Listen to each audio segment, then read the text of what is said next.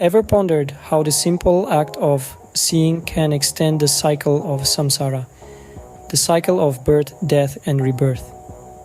It's quite a concept to unravel, but let's take it step by step. Imagine an equation.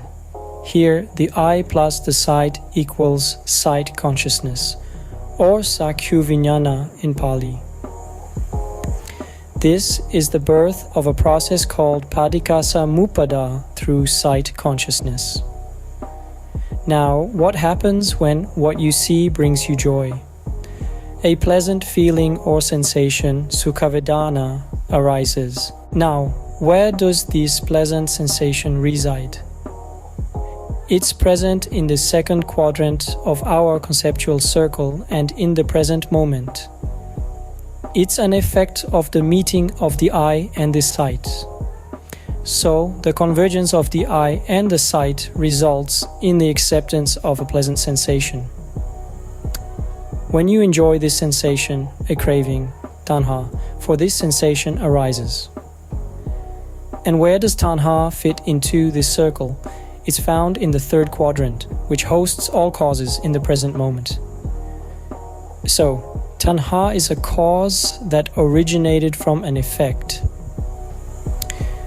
When the craving becomes overwhelming, it morphs into a strong attachment, upadana. Now, let's follow this process to its natural conclusion. This attachment leads to deeds and acts, or kamabhava. So, starting from sight perception, we've arrived at the performance of deeds and acts. These acts are performed under the influence of tanha and upadana, which are expressions of greed, lobha, on different scales. So the deeds performed under the influence of greed determine the destiny of the individual, potentially leading to the realm of pitta, the ever-hungry creatures of apaya abodhis. Consider how often we open our eyes every day, every month, every year, and every life in samsara. The number of causes we accumulate that could lead us to the pitta abode is countless. This illustrates how, through Padikasamuppada, sight consciousness can lead us to the pitta abode. Intriguingly, this process isn't limited to sight alone. It applies to other senses too. Sounds, tastes, physical contacts, and mental sensations.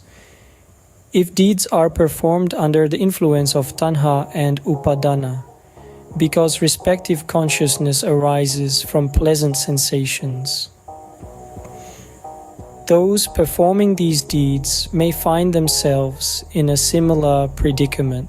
In conclusion, the cycle of Padikasamuppada revolves around the sixth accepting organ of our being and prolongs samsara through greed. Sight consciousness, a seemingly simple phenomenon, plays a crucial role in this cycle, influencing our actions and ultimately our destiny.